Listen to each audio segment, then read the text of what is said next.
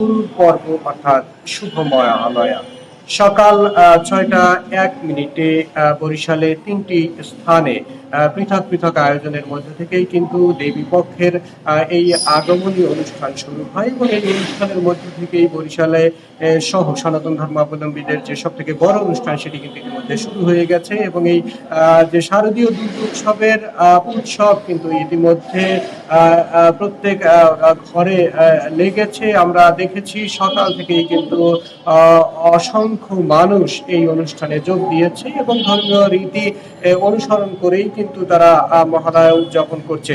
আমরা যেমনটি জানিয়েছেন এখানকার মন্দির কমিটিগুলো থেকে যে বরিশাল মহানগরের মধ্যে ৪৭টি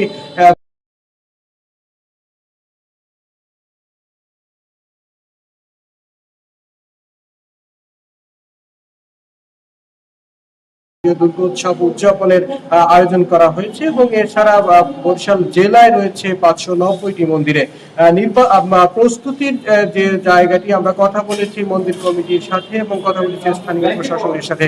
স্থানীয় প্রশাসন যদিও এই দুর্গোৎসবকে নিরবিচ্ছিন্ন করার জন্য নিরাপত্তার চাদরে ইতিমধ্যে ঢেকে রেখেছে মন্দির গুলোকে এবং তারা সার্বিক খোঁজ খবর রাখছেন। তারা যেমনটি জানিয়েছেন যে এই উৎসবকে সফলভাবে করার জন্য তাদের সব ধরনের প্রস্তুতি তারা ইতিমধ্যে নিয়েছেন এবং সনাতন ধর্ম অবলম্বীদের সাথে তারা বৈঠক করেছেন। বৈঠক করে প্রয়োজনীয় ব্যবস্থা যা যেখানে দরকার সেটি কিন্তু ইতিমধ্যে গ্রহণ করেছেন এবং আমরা মন্দির কমিটির সাথে কথা বলে জেনেছি যে এখন পর্যন্ত কোন ধরনের উদ্বেগ উৎকণ্ঠা কিন্তু তারা প্রকাশ করেন। তারা বলেছেন যে মহালয়ার মধ্যে থেকে আজকের যে অনুষ্ঠানটি শুরু হলো এবং এটি নিরাপদে তারা শেষ করেছেন এবং ধারণা করছেন যে পরের যে অনুষ্ঠানগুলো রয়েছে সেগুলো কিন্তু তারা একইভাবে নির্ভয়ে করতে পারবেন।